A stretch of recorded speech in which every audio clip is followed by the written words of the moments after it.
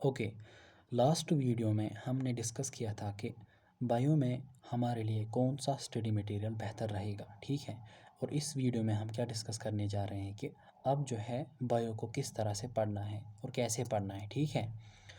मैंने इसको स्टेप्स में डिवाइड किया है, स्टेप 1, स्टेप 2 एंड स्टेप 3।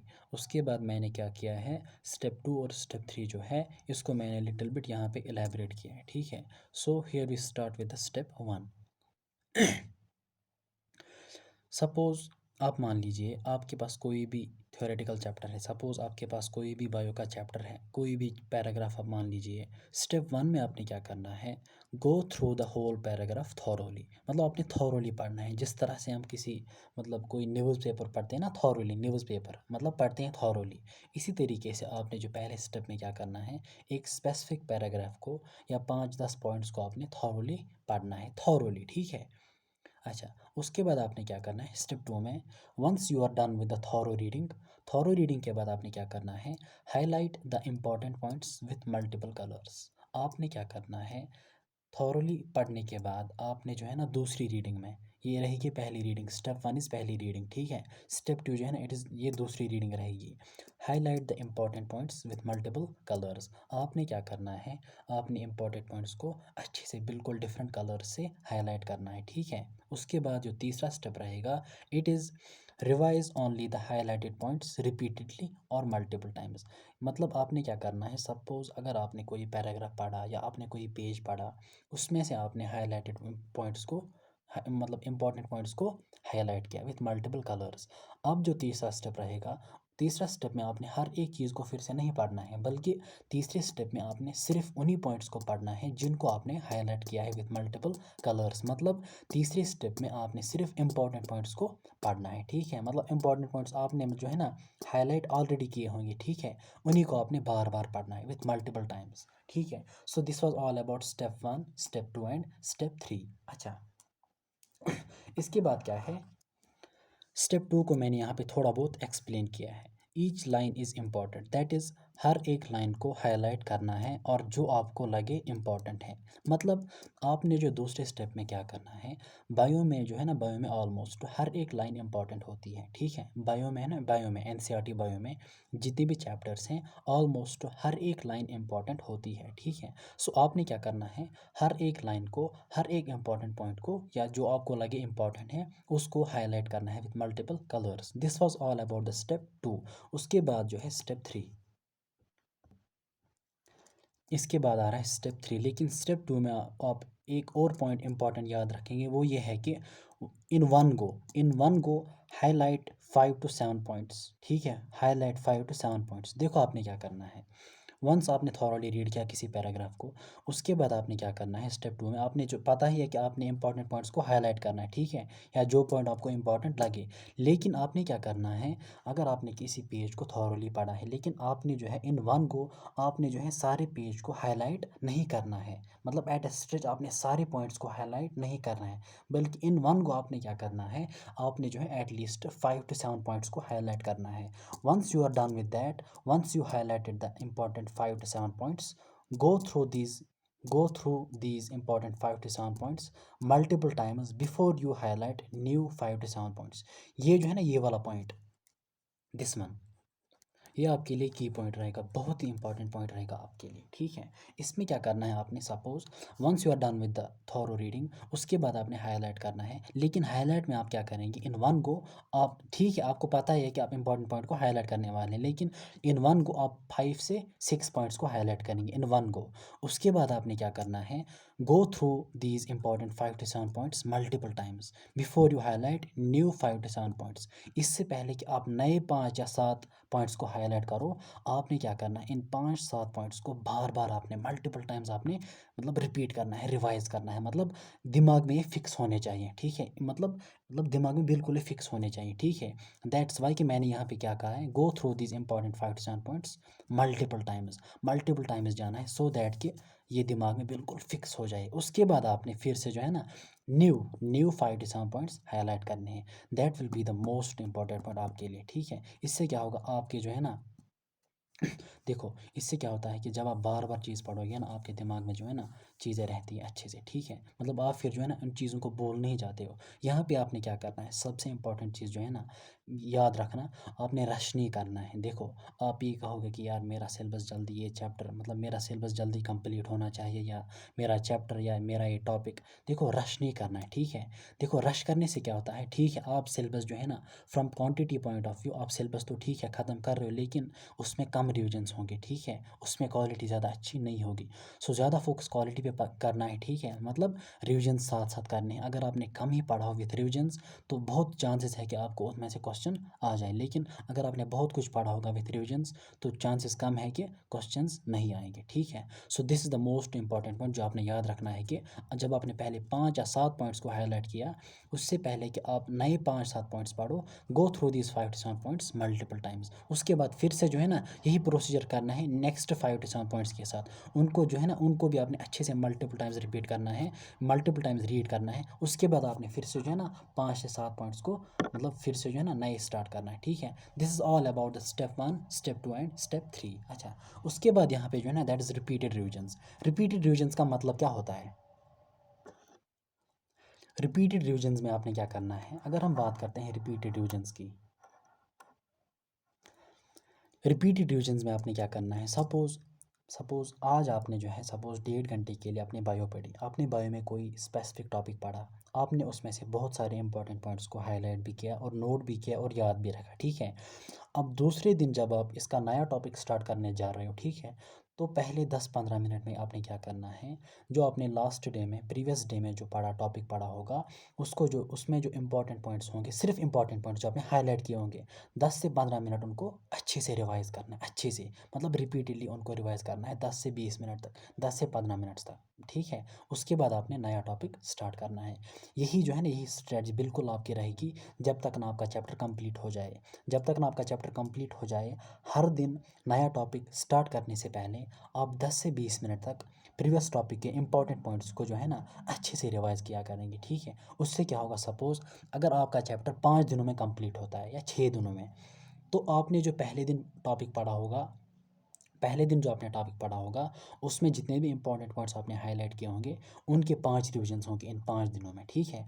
और दूसरे दिन जो टॉपिक पढ़ा होगा उसके 4 रिविजन्स, इसी तरीके से तीसरे दिन उसके 3 रिविजन्स, और जो चौथे दिन उसके 2 रिविजन्स। इससे क्या होगा, आपका जो है ना मतलब आपको अच्छी तरीके से जो है ना दिमाग में चीज़ें याद रहेंगी बहुत अच्छी तरीके से एंड फॉर लॉन्ग टाइम, ठीक है। ये रही जो है ना, ये रहा रिपीटेड रिविजन्स। या दूसरी बात जो है ना आप ये भी कर सकते हो, सपोज़ आपने क्या किया, आपने आज कोई टॉपिक पढ़ा अच्छे से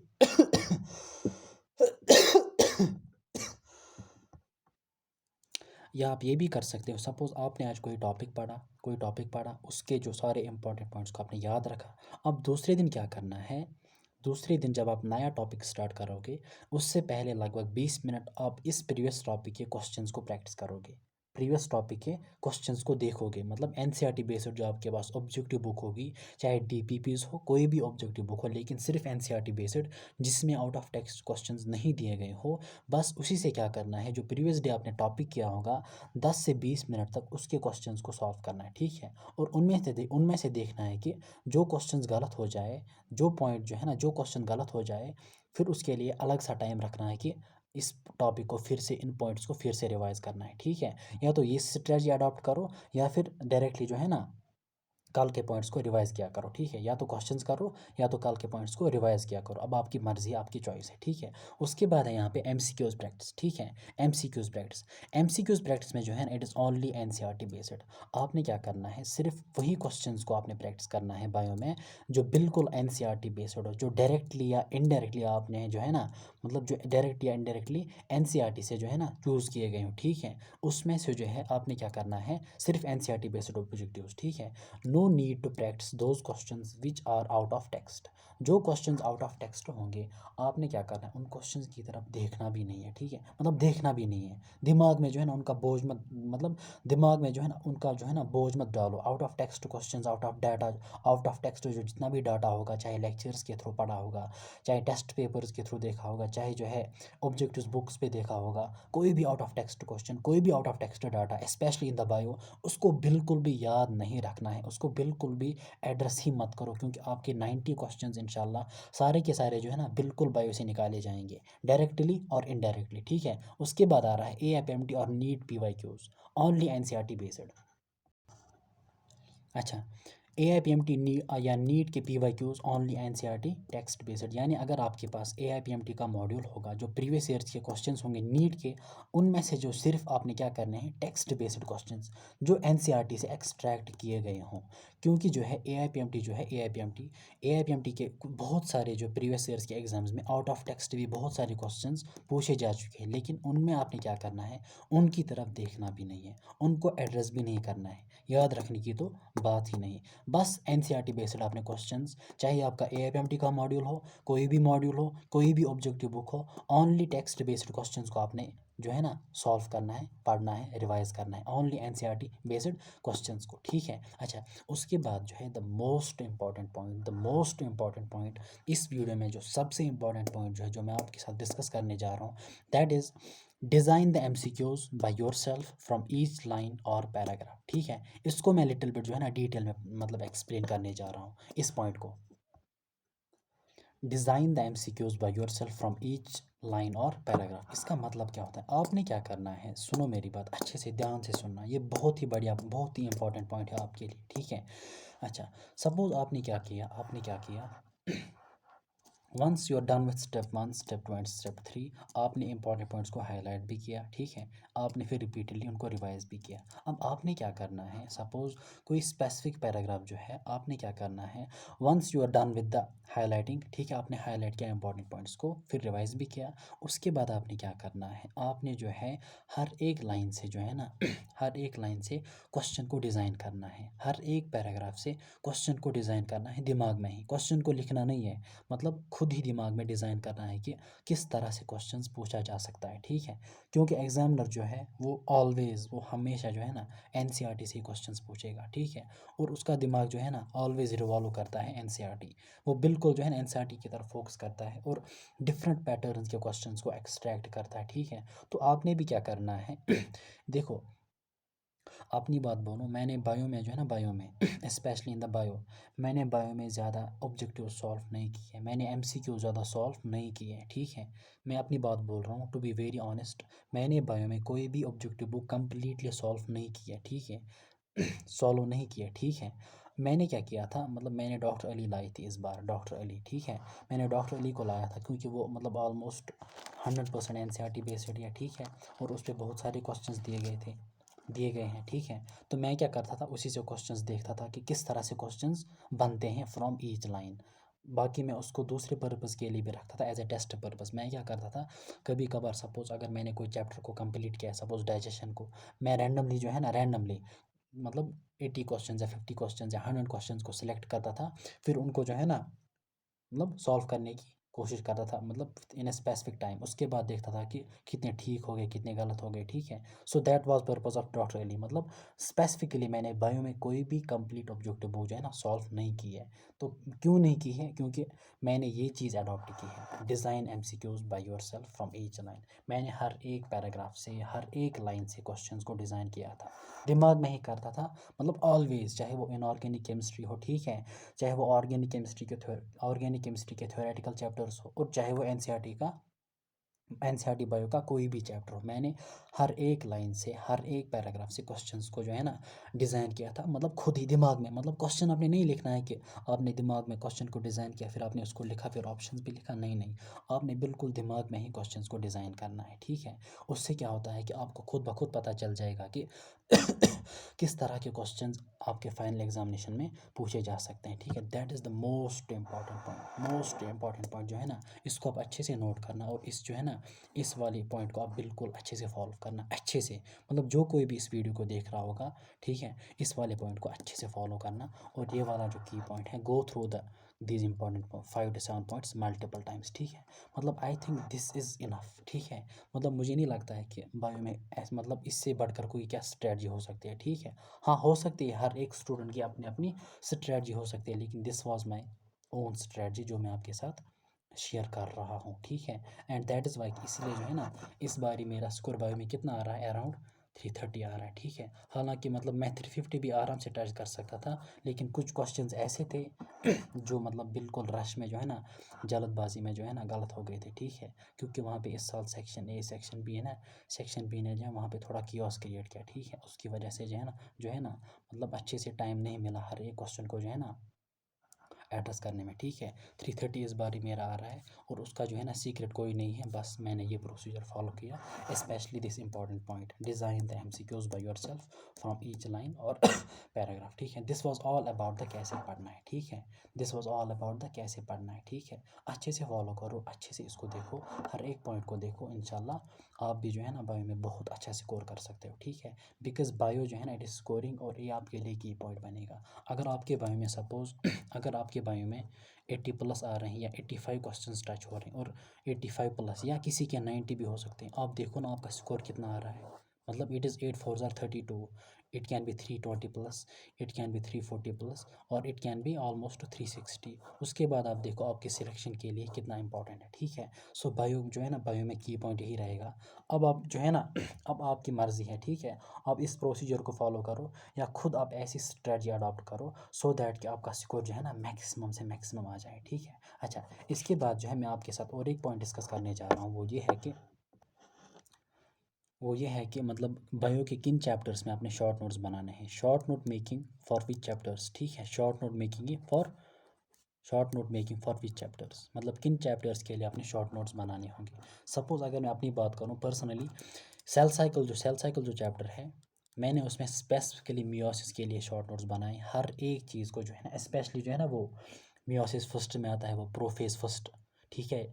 मतलब उसमें आता है वो लेप्टोटीन, जाइगोटीन, पैचेटीन, डिप्लोटीन, वो डायाकाइनेसिस। मतलब मैंने हर एक चीज़ को जो है ना पॉइंट्स में नोट किया, ठीक है। मियोसिस में, स्पेशली मियोसिस, माइटोसिस में नहीं। अच्छा, उसके बाद जो है ना कॉकरोच की एनाटॉमी जो है ना, डाइजेस्टिव सिस्टम, ठीक है। मतलब वो सारी चीज़ें, डाइजेस्टिव सिस्टम उसकी जो है ना, सर्कुलेटरी सिस्टम, रिप्रोडक्टिव सिस्टम, उनको भी मैंने पॉइंट्स में लिखा है अलग से, ठीक है, सेपरेटली। अच्छा, उसके बाद जो है that's morphology of flowering plants. इसकी जो एग्जांपल्स, स्पेशली फ्लावर में जो है ना डिफरेंट, मतलब बहुत ज़्यादा डाइवर्सिटी है वहाँ पे जो है ना। सपोज़ वहाँ पे फ्लावर से हम स्टार्ट करते हैं लाइक सिमेट्री से, ठीक है। एक्टिनोमॉर्फिक, जाइगोमॉर्फिक, ठीक है। उसके बाद आ रहा है वो ओरी की पोजीशन, हाइपोगाइनस, पेरीगाइनस, एपिगाइनस, ठीक है, उसके एग्जांपल्स। उसके बाद बहुत सारे मतलब वो डिफरेंट फ्लोरल पार्ट्स आ रहे हैं। उसके बाद वो प्लेसेंटेशन भी आ रही है, ठीक है। डिफरेंट टाइप्स की प्लेसेंटेशंस और डिफरेंट एग्जांपल्स याद रखनी होती हैं, उनको मैंने अलग से लिखा था, और एस्टिवेशन को भी मैंने अलग से लिखा था। मॉर्फोलॉजी के एग्जांपल्स, एनिमल किंगडम में आपको पता होगा कि कितनी एग्जांपल्स है हर एक फाइलम की, उनको भी मैंने अलग पेज पे लिखा था, हर एक फाइलम का नाम लिखा था, नीचे एग्जांपल्स, ठीक है। प्लांट किंगडम में भी आपको पता होगा एल्गी, ब्रायोटेरिडो, जिम्नो में कितनी भी ज़्यादा एग्जांपल्स हैं, उनको भी मैंने अलग से लिखा था। अच्छा, एंड फॉर दोज चैप्टर्स और टॉपिक्स और एग्जांपल्स, और एंड फॉर दोज चैप्टर्स जो याद नहीं रहते होंगे, मतलब मैंने इन चैप्टर्स में स्पेसिफिकली, इन चीज़ों में स्पेसिफिकली मैंने शॉर्ट नोट्स बनाए थे, मतलब एग्जांपल्स को लिखा था। अब आपने क्या करना है, उन चैप्टर्स में भी आप लिख सकते हो जो आपको याद नहीं रहते हों, जो मतलब जल्दी आप भूल जाते होंगे, ठीक है। जो याद नहीं रहते हों उन्हीं चैप्टर्स में आप शॉर्ट नोट्स में लिखोगे, या एग्जांपल्स, या अगर आप बात करोगे जो है ना एनवायरमेंटल इश्यूज़, 12th का लास्ट चैप्टर, वहाँ पर कुछ डेट्स होंगे, environment protection act, air act, water protection act, वो चीज़ें जो है ना, वाटर पोल्यूशन, वो सारे एक्ट्स, ठीक है ना। मतलब बहुत सारे डेट्स जो है ना, उनको भी आप सेपरेटली याद रख सकते हो, ठीक है। मतलब this was all about the short note making. अच्छा, इसके बाद और एक पॉइंट, इंपॉर्टेंट पॉइंट आ रहा है, that is last minute revision points, ठीक है। सेपरेट नोटबुक और diary for time line of revisions and revision after every 5 और 6 डेज। दीज 3 पॉइंट्स जो है ना, इनको मैं इंशाल्लाह नेक्स्ट वीडियो में डिस्कस करने जा रहा हूँ, क्योंकि वीडियो बहुत लंबी होती जा रही है, ठीक है। मैं अभी भी डिस्कस कर सकता, लेकिन वीडियो बहुत लंबी जा रही है। इस वीडियो में सबसे इंपॉर्टेंट पॉइंट जो आपने याद रखना होगा, सबसे इंपॉर्टेंट पॉइंट जो होगा,